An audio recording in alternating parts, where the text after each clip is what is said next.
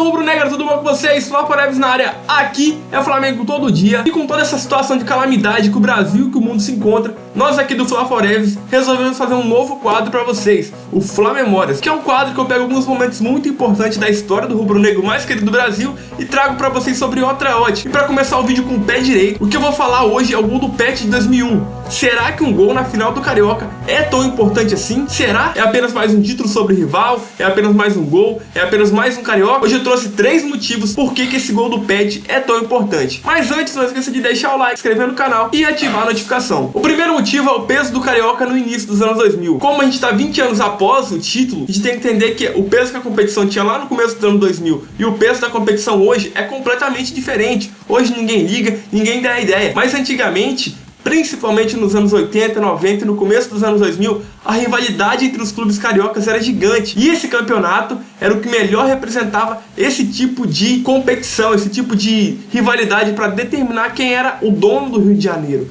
quem era o comandante, quem mandava. O Carioca tinha essa importância. Quem for mais antigo vai entender do que eu tô falando, vai saber que o Carioca antigamente realmente tinha um peso muito relevante para os clubes. Tanto é que nessa época existia aquela briga para ver quem tinha mais títulos, né? Que na maioria das vezes sempre foi do Flamengo e hoje ele já consolidou essa hegemonia de campeão carioca. O segundo motivo é, o Vasco vinha talvez de um dos melhores elencos da história e de uma das eras mais vitoriosas do clube. Eles tinham ganhado a Libertadores em 98, ganhado a Copa Mercosul em 2000 e também ganhado o Campeonato Brasileiro em 2000. Por isso o Vasco tinha uma seleção, tinha um time exemplar e com jogadores muito bons. Eu sou flamenguista, mas eu tenho que admitir que o time do Vasco da época era um excelente time. E mesmo assim não conseguiam vencer o Flamengo. E ganhar esse título em cima do rubro-negro seria algo que coroaria essa era de ouro do Vasco da Gama. E o terceiro motivo é o seguinte: apesar de vir da sua melhor fase em ano, o Cruz Maltino amargurava 2 vice-campeonatos cariocas sobre o Flamengo, de 99 e 2000. Em 2001, ele tinha a chance de dar o troco e dar a volta por cima, coroar talvez o seu melhor período na história com um título em cima do seu maior rival, na final de um campeonato local que tinha muito peso. Só que o que acontece? O Petkovic estragou com isso tudo. E de quebra, carimbou aquele que seria a maior zoação com os vascaínos nos últimos anos, que é o título de vice do Flamengo. O Vasco é sempre vice do meu Mengão.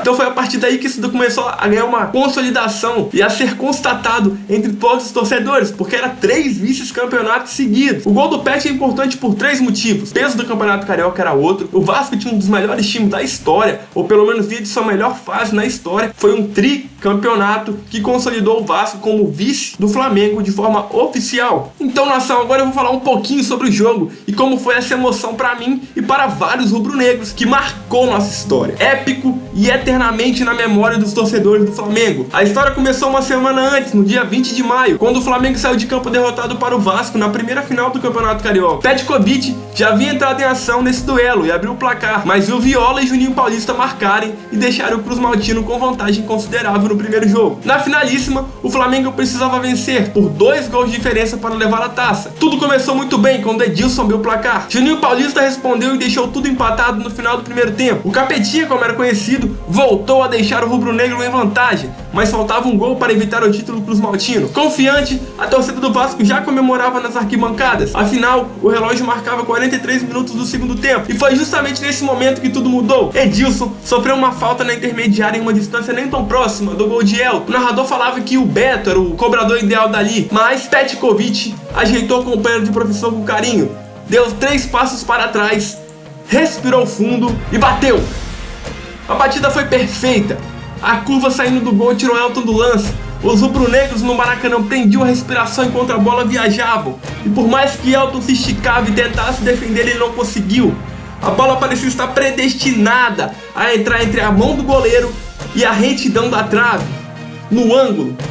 E desde então já se passaram 19 anos.